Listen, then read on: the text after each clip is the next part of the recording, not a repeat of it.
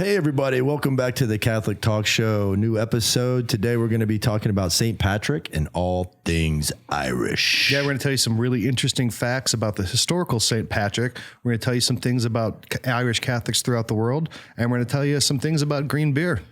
And may the road rise to meet you, St. Patrick. Kiss me, I'm Irish. Thank you.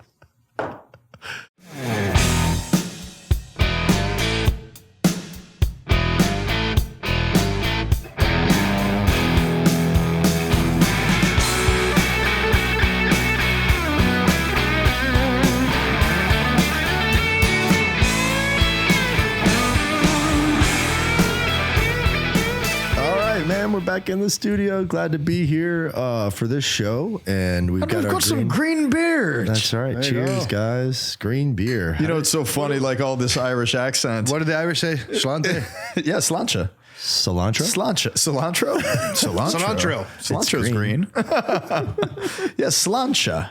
There was a cool Irish pub that we used to go to near the seminary called Slancha. I think it was a little bit after your time.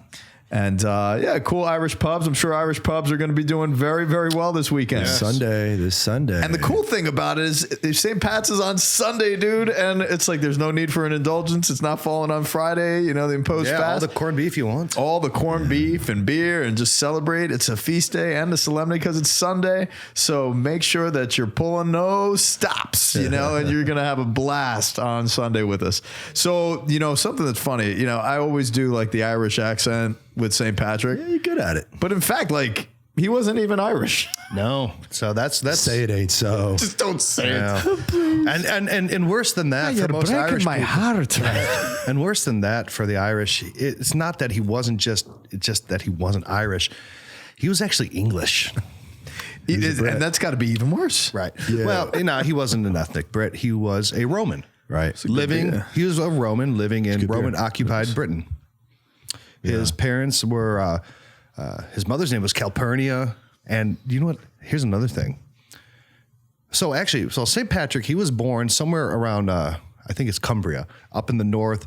It's like the northwest. The king of the north. Well, very far northwest in England, even beyond like Liverpool, right? It's up there. So that's around where he was born. It's a beautiful area. Yeah. Mm-hmm. And that's that's where he was. There was the Roman occupation at the time, and he was a Roman family. But his name, did you know his name was not even Patrick? I did know that, but it's something strange. Like it's hard to remember what his name was. I don't think people are going to want to celebrate St. Patrick after this show. They're all going to cry into their green beer after watching this. I'm sorry. I feel so odd though every time that I put this to my lips. Like I want to drink this. It doesn't taste like it looks though. It's good beer. It is good beer. It's very good. It's tasty. It tastes very green. So do you know what St. Patrick's? You know what Patrick's real name was? Was it like Patrios? No, it was something completely different. Yeah, St. Patrick's real name was Maiwin Sukkot. Yeah, Maiwin Sukkot. Maiwin Sukkot. Maiwin. Or the high wind. Yeah. So as an ethnic Latin living in Britain, his name was Maiwin Sukkot, and his mother was Calpurnius Sukkot. I mean, these were not. It was not the O'Briens and the Ryans and the, you know, all your Reagans and O'Hoolahans. I mean, this was O'Hoolahan, right? This was Maiwin Sukkot. So. Hey, kiss me. It's St. Maiwin Sukkot's day. It doesn't have the same ring. Yeah, it doesn't have a ring, really. All right. So who? Say huh? When did we start calling him Patrick? Okay, so here's what happened. Come on, man. So St. Patrick, right around when he was a teenager, about 15, there was a lot of raiding in the British Isles. And pirates of the North Atlantic. Yo ho, a pirate's life for me. It wasn't really a pirate's life for him. No? Maiwin Sukkot was abducted by pirates. He sounds like a pirate with that name. Yeah. Hey, I'm Maiwin Sukkot. Let me talk to you about Jesus. Wow. No, so Maiwin Sukkot was kidnapped by raiding pirates, and he was taken to Ireland, right, against his will. Myron Sukkot, St. Patrick, did not want to go to Ireland. He was taken there against his will, and he was forced to be a shepherd of sheep for about 10 years. Are you sure? Because honestly, like I could picture him on the boat, like being forced to go to Ireland, and then he's sitting there and he's looking out beyond his one patched eye, and he's like, "Arr, look at that there! Look at how many. Look at the rainbow! At the end of the rainbow is a pot of gold." And then he just fell in love with Ireland. That's I don't think it was those kind of Then he became a shepherd boy. And then he became. No, so when he was kidnapped and he was forced to tend sheep, in some of his writings, he just talks about how lonely it was. And now his family were nominally Christian.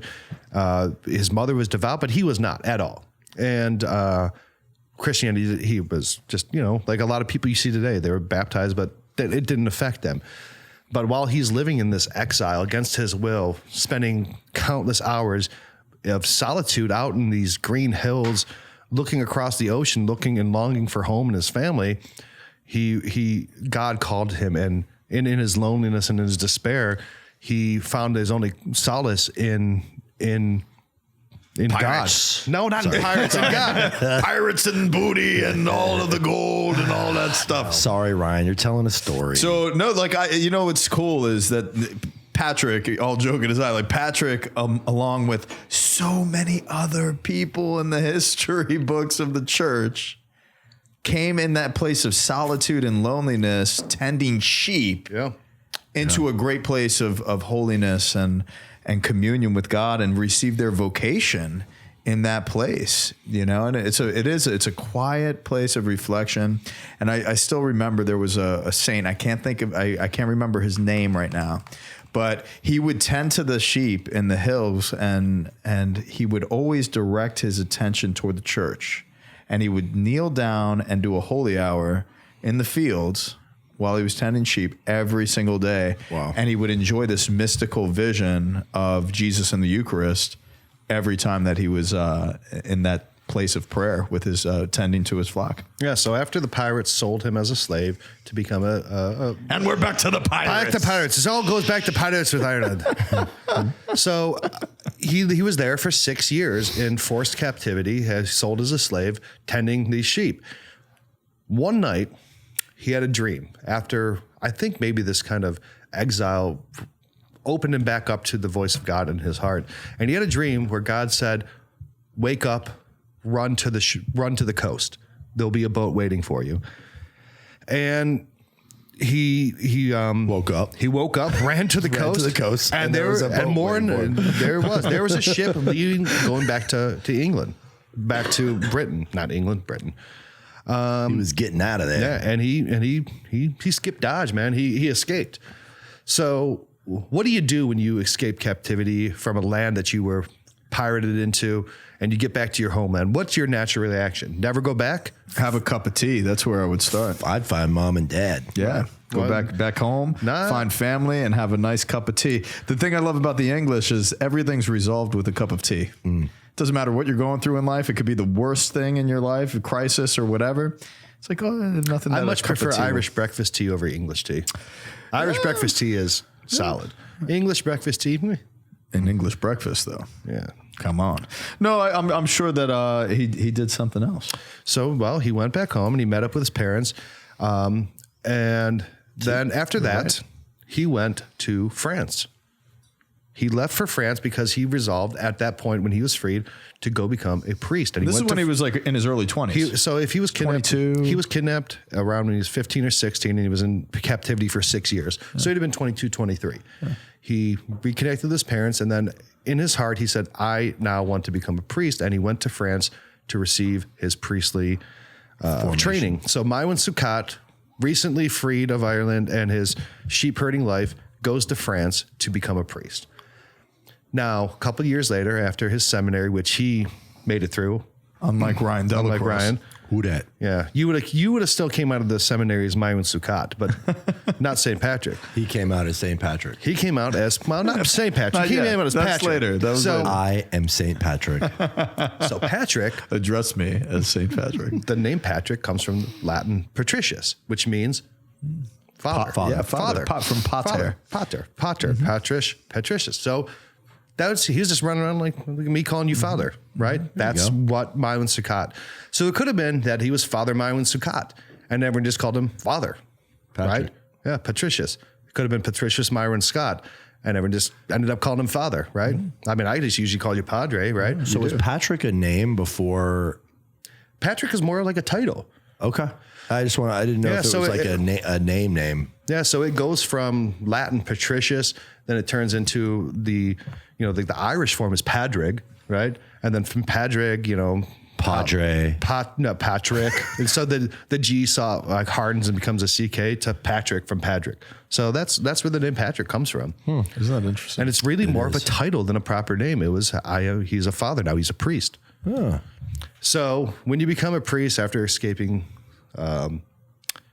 servitude and slavery, of course, your first inclination is to go right back to that damn land that had you kidnapped and convert it, right? Yeah. Well, that's what he did. Yeah, we were on that hill, the Hill of Slain. Yeah. That's a great story. Yeah. So when St. Patrick finally, after his priestly ordination, and he eventually became a priest, and he decided to go become a missionary and convert Ireland, he went across the sea, landed in Ireland, got off the boat, and marched westward and made it to the Hill of Slain. And this was around Easter. This was on Holy Saturday is when he landed. And that night he went to the Hill of Slain and lit the Paschal Fire. And that moment, in defiance, in Ireland at the time, the pagan king, Druids, the pagan and Druid kings, they controlled the sacred fire. Yeah. And during the equinox, all fires had to be put out, all the hearths around the country, and you had to get your fire from the king to relight, your cooking hearths. It's very similar to like Easter Sunday, how you have the light that comes in and everybody's doing the candles. Right. And that's what the king was doing in the pagan ceremony. Well, Patrick just shows up on this hill and lights the Paschal Fire. And that kind of signifies the light of Christianity truly coming to Ireland for the first time. That Paschal Fire that he lit on the Hill of Slain. Yeah, and they marched out there, and they were kind of afraid of him, weren't they? Because they went out there in their chariots. They were gonna put out the fire with his blood, right? But they met him, and they were so kind of in awe of him that the king's emissary that was sent out to kill him actually converted and became, I believe it was St. Kevin, one of the first bishops of Ireland. Wow. He converted on the spot, and then his missionary campaign in Ireland really began in earnest from there. Good story. Yeah. It is. Now, me and Ryan actually went to the Hill of Slain. Remember that? It's beautiful. Right. Remember what was the story, Ryan? Remember that time we went to Slain? Remember that time we went to Slain? Was it awesome? Remember? Do you remember, Ryan? Ryan? Hey, Ryan, tell us the story, man. Yeah, we went there. We saw the place where he, lit the fire, and there's a monastery there, an old ruins of a monastery there. Those ruins of those monasteries are some of the coolest places to pray. Dude, it's so green and so windy. There's a cemetery there. Actually, there's two ruins of two different monasteries. Yeah. And then the view was extraordinary. It overlooked, hills.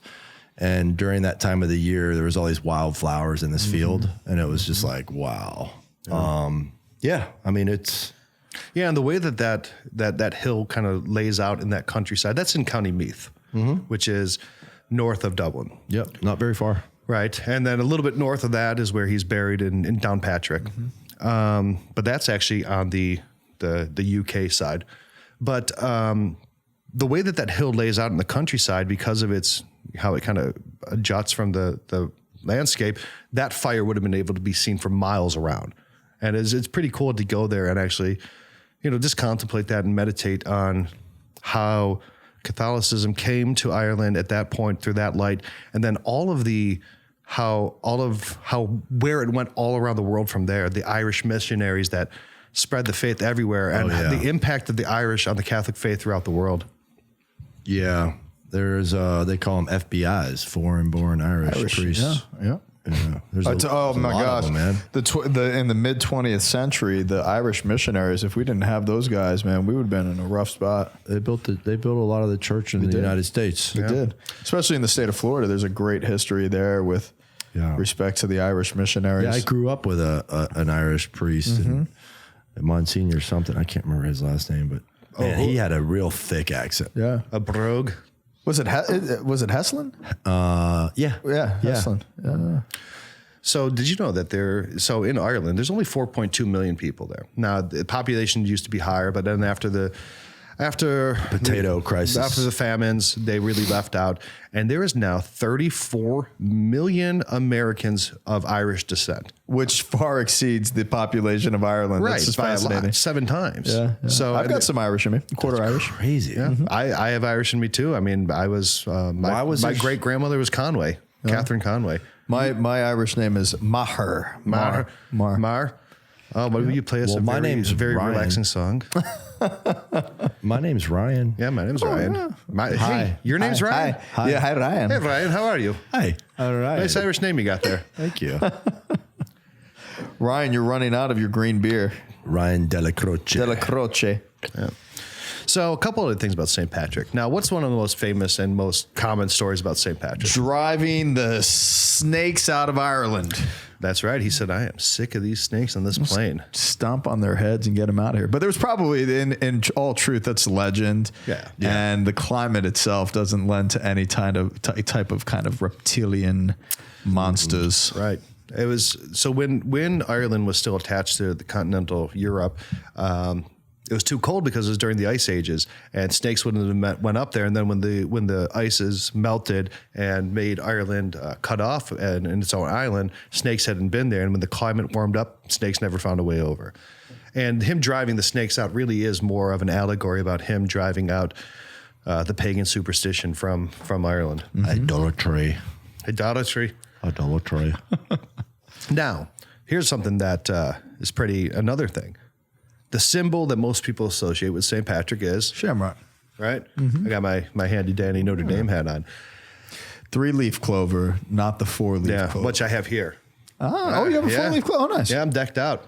You've got a 3-leaf. Yeah, he has the breastplate of St. Patrick. Yeah. Oh, I love that, dude. It's a good prayer. That's one of the great Trinitarian prayers. We're gonna finish this episode with that prayer. Yeah, Ryan, you're gonna have to stand up and you're gonna read your chest. Yeah, I'll read your chest. I got the Googles. Come on, guys. No, your chest would be better. Yeah, that makes for a better image. So it's the 3-leaf clover, and It's iconic. Yeah, it's iconic, and according to legend, that's the allegory he used to explain the Trinity to the native Irish. The Druids. Now, but I have a problem with that. I think of Dr. Lopez. This is absurd. It is absurd. Here's a little hot take. Hot take.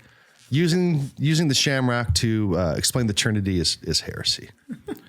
Is it really? I'm gonna hold that it is. Because there's a stem. Well, no, because there's three clovers and it makes up one whole. No single leaf is a shamrock. It is a partial part of a shamrock. For it to be Trinitarian, each leaf would have to be fully a shamrock and not a piece of a shamrock. That's like partialism or tritheism. It's a bad analogy, and it's heretical. There's no good analogy for the Trinity. Just stop. Don't try.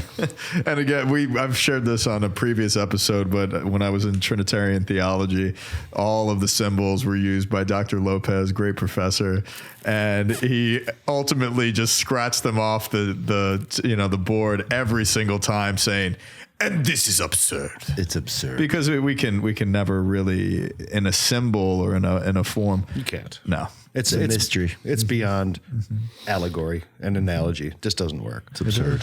So now here's another interesting is that St. Patrick, his feast day was not always a very big deal. As a fact, it wasn't even on the liturgical calendar for a very very long time. It didn't become a national holiday for them until really, really late. Yeah, early 1900s. Yeah. And that's because, it's just, a saint who, converted some foreign land. No one really cared, whatever. I mean, do you know who the Do you know who the apostle of Czechoslovakia is? Probably not, right? Or the Czech Republic and Slovakia now. Or do you know who the patron of Ethiopia is? Probably not, right? So most people don't know that Ireland was St. Patrick, right? So there was a very influential priest living in Rome, a cardinal named Luke Wadding. And Luke Wadding was Order of Friars Minor, and he came from Ireland. And now he had a very strong devotion to St. Patrick. And while he's living in Rome, he's building up all this influence in Rome, in the congregations. And he became pretty powerful. He had the Irish College in Rome, and this is like the 1640s. And this is after England had taken over Ireland. I'm listening. Ryan Delacroix was just on his phone, Yes. and Ryan Schill is reprimanding him with the glare. Very, very bad. You were bad. So he became very powerful and very influential in Rome. And one of the things that his pet projects was to get St. Patrick onto the liturgical calendar. He's one of the few people in history, few Irishmen, to ever have gotten a vote in a conclave. Sometimes even called the Irish Pope. He was that influential. And without him, St. Patrick's would not be a very popular feast day whatsoever. It'd just be another saint in the distant past. So here's to Brother Luke. Father Luke Wadding. To Father Luke Wadding. OFM. Sláinte. That's great. Yeah. Now, there's something else too that I found interesting is that St. Patrick, is always kind of covered in green and like the color green. Well, it was always ordinary time there. Yeah, but and it's also like green for Ireland as well, like how green of a country it is because it rains so much. But the original color associated with St. Patrick is blue. And in several artworks depicted, the saint is shown wearing blue vestments.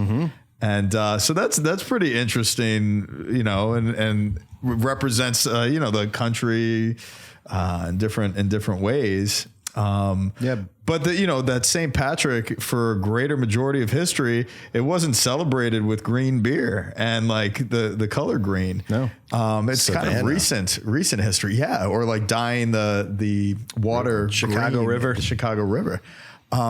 So these festivities, are so associated with these things, but they're kind of really modern, Recent phenomenon. traditions. Yeah. As a matter of fact, it was a law in Ireland until the year 1970 that no one in the country was allowed to drink beer on St. Patrick's Day. It was a dry holiday. It was legal. It was a law. They closed all the pubs. alcohol. Yeah. How do Irish people not drink? See, that's the stigma. Yeah. Yeah, it's just a stigma. That's Is it really? Yeah, it is. they do very well without drinking. Thank you. Sometimes. Sometimes. Sometimes no. To them it was a religious holiday, and you were not going out and getting hammered and puking in the streets at a parade. They weren't at pubs eating corned beef, which is an American food, and they weren't drinking green beer. They were at home having a nice family So you're dinner. blaming the Americans. No, it's always the Americans. Potatoes. We're the worst. But they wouldn't have eaten corned beef is an American New York invention. It really has more to do with Jewish food. Yeah. What a typical Irish food that people would have eaten on St. Patrick's Day would have been maybe Shepherd's pie. roast lamb and carrots and potatoes, right? Maybe cabbage, but it wouldn't have been corned beef, right? It would have been chicken. It would have been I feel cheated. corned beef is so good though. So now what are you going to do on St. Patrick's Day, listeners? I'm What are you going to do now? I know what I'm going to do. Another thing, Drink beer and eat corned beef. or they would eat in pork. No, I have done that in St. Patrick's Day. I've done that on St. It's like a Pat's. pork loin, and it's Yeah. like you cook it in like Apples. and it's very good. That's good stuff. With like a cream pea sauce with thyme. Making me hungry, man. I want to go eat. Yeah. St. Patrick and the Irish spirituality is pretty awesome. And, It is. And it really has spread across the world, but he is not the only Irish saint. And I think this is a good opportunity when we're talking Irish and we got all the attention on St. Patrick to, give him a little shout out to some other Irish saints that did some really awesome things. So who discovered the New World? Christopher Columbus. Wrong. 1492. No. Irish guy. No, there was actually there's legends of What's his name? Ferdinand. He's another Italian guy. Saint Brendan the Navigator. Brendan. That's exactly who it is. So Saint Brendan the Navigator, he is a lot of times saying that in the 8th century, 600 years before, or 700 years before Christopher Columbus, and 500 or 300 years before Leif Erikson, he, in the search of a solitude for him and some other monks, him and 40 monks got on a boat and ended up finding the New World. And that's why he's called St. Patrick the Navigator. St. Brendan the Navigator. St. Brendan the Navigator. Yeah. I used to go to a church down in Ormond Beach. It was St. Brendan's. For some reason, I couldn't remember his name. But no, that is a cool story. Yeah. There's St. Bridget of Kildare, who had one of the great quotes of all time. She said, "I want to spend my eternity watching the Holy Family drink a great lake of beer." Nice. Good lady. It is, yeah. Seems like fun to hang out with. What other There's saints in Ireland? St. Columba. This guy, Marmion. He was a preacher, bro. There's legends that he would go on top of these hills and these mountains, and his preaching could be heard crystal clear from miles around. Yeah, and one of the most probably famous Irish medieval document is the Book of Kells. And tradition says that a lot of the illustrations in this manuscript, in the Book of Kells, were done by the hand of St. Columba himself. Columba Marmion, right? I think that's the last name. Yeah, Marmion. Then there's, not to be confused with St. Columba, there's St. Columbanus. Now, he is the patron saint of bikers. Cool. Motorcyclists. Wow. So next time, Father, you're out and you're about to get into a night fight with a big group of bikers, just pull out your St. Columbanus medal, and they'll be like, "Oh, you get a pass, Padre." I don't know if that's how you live. I don't know if that's how you roll in Florida. I just assume so. Well, a lot of my Irish brethren and family members are all cops, and a couple of them are motorcycle cops. So maybe I'll get them. Wait a second, isn't that the plot to Blue Bloods? That's my family. That's why I love Blue Bloods so much. Yeah, they don't watch it. They just they live it. You got to grow a mustache. Well, that's the funny thing. Richie, my cousin, who's the cop, he has a mustache. Of course he does. He's a super trooper. Another saint that I really love, Saint Dymphna. She is the patron saint of people with psychological and depression and anxiety. Yep. So that's a saint that a lot of people out there probably could. We should get to know her more. There's a really great chaplet to Saint Dymphna. So if you're feeling anxiety or nervous panic or worry about something in your life, she's a saint to go to. That's excellent. And then Saint Oliver Plunkett. He was the first new Irish saint in almost 700 years. Wow. And he was beheaded by the English for because of anti-Catholic laws when they were taking over the country. Well, they have a canonization process going for the guy who was an alcoholic, servant of God, Matt Talbot. Matt Talbot. Yeah. That's a cool cause. When me and Ryan were in Ireland, we actually stayed right in the neighborhood where Matt Talbot used to drink. And it was still kind of a seedy part of town. Yeah. A lot of people think he's kind of one of the founders of what they now call Alcoholics Anonymous. Yeah, the program. What's that one strip in Dublin that's like a really Temple Bar. Temple Bar. So it was funny. Like I went, celebrated Mass and preached at this local parish. And later that evening, there was a group, because we were doing it in the footsteps of St. Patrick a while back. And I go into Temple Bar with them, and we're hopping around different places, getting a beer here or there. And we go into this one place, and this guy comes up, and he's like, "Can I buy you a beer?" I said, "Why do you want to buy me a beer?" He's like, "Oh, I just wanted to talk to you." So we're talking and talking. And I didn't have, my collar was popped, so I didn't have a collar in. So I just you're being a Chad with your pop collar. I was being like I was being Father relaxed over here. And then he gets to the point where he's like, I saw you earlier today. I'm like, really? I'm like, how? And he was like, you were up on the altar at St. Patrick's. And sure enough, he was at that Mass that morning. And awesome. he saw me and he was like, I want to get you a beer. Buying you a pint. Yeah, it was cool. Yeah. And like a lot of times, the priests in Ireland don't wear their collar. out in the streets and everything because of, they've had pretty bad experiences doing that throughout history. Yeah. But, and that's what you hear. What has it gotten to when a priest can't wear his collar in public anymore without being accosted? It's a shame. Accosted in all sorts of vulgarities. Everywhere that I went with my collar on in Ireland, it was beautiful. And people were saying, "Good morning, Father. Good morning, Father. How you doing, Father? Oh, Father, where are you from? Oh, let's talk." I'm from America. I was in the line to go through security at the airport, and this really nice lady from Belfast, she starts, chatting me up, and we're talking, and she's just like, "You're different than most Americans." And I said, "Really? Why?" She's like, "You can actually carry conversation. I'm talking to you not because I want to pick you up, you know what I mean?" Oh my gosh. She was trying to pick you up. She's a chalice chipper. You know what my least favorite part of being in Ireland was? What's that? The coffee. Really? Their coffee's just terrible. They don't have just like drip American coffee. I went to a cafe and I'm like, "Can I just get a coffee?" They're like, "How many shots do you want?" I'm like, I don't want an espresso. I just want coffee. They're like, "Oh, an Americano?" I'm like, no. You don't want an Americano. They're like, an Americano is just where they take espresso and pour hot water. And I'm like, just regular coffee. They're like, "What do you mean regular coffee?" I'm like, "Just coffee." They're like, "Well, we have Americano." I'm like, "Dude, do you just like, you put it in the machine, it drips and it comes out?" They're like, "I don't know what you're talking about." And I couldn't find coffee anywhere. So I'd wake up every morning and just drink terrible coffee for a week. And I was like, this is not good. Oh, that's terrible. Gotta have your coffee. Yeah, I gotta have the coffee. They got Papa John's there. No. It was Apache pizza. Yeah, but they have Papa John's. I didn't see that. No. Yeah. Me and Ryan went out one night and we stopped and got a pizza, and we're like, "This is pretty good." And then we get back to the place we were staying, and Ryan's like, "Where's my phone?" I'm like, I don't know. "Oh, you probably left it at the restaurant." So we had to get in an Uber. We had to drive all the way back. Took another 30 minutes. We get there. They found his phone. So he gets his phone. They're like, "Let's get another pizza." So it took another and it took like 35 minutes because this was in Temple Bar and the line was out the door.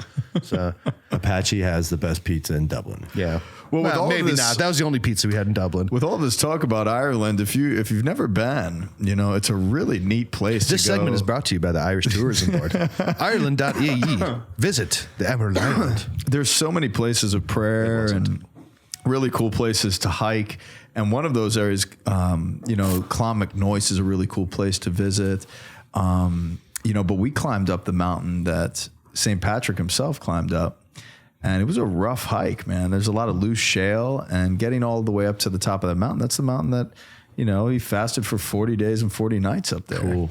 Me and Ryan climbed up the same hills that Led Zeppelin did. Yeah. Yeah, we went to the Giant's Causeway.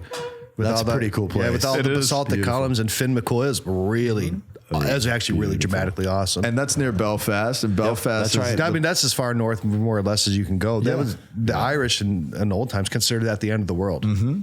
And that's where they built the Titanic and the Britannica. Mm-hmm. And good job, guys. Yeah. Solid. Very cool. Good. What's the Britannica? Is that the that was the sister ship. It was a sister ship. It was basically the same type of a ship. Gotcha. Oh, well, and there was also the Olympic or the Olympus or something. Oh yeah, there was three. Yeah, there was three Olympus. Yeah, but really, really cool places to go visit and pray, and the tomb of St. Patrick's a very cool place to pray. Yeah, he was the bishop of Armagh, not Dublin. It was Armagh's, again, I think up in Meath and or.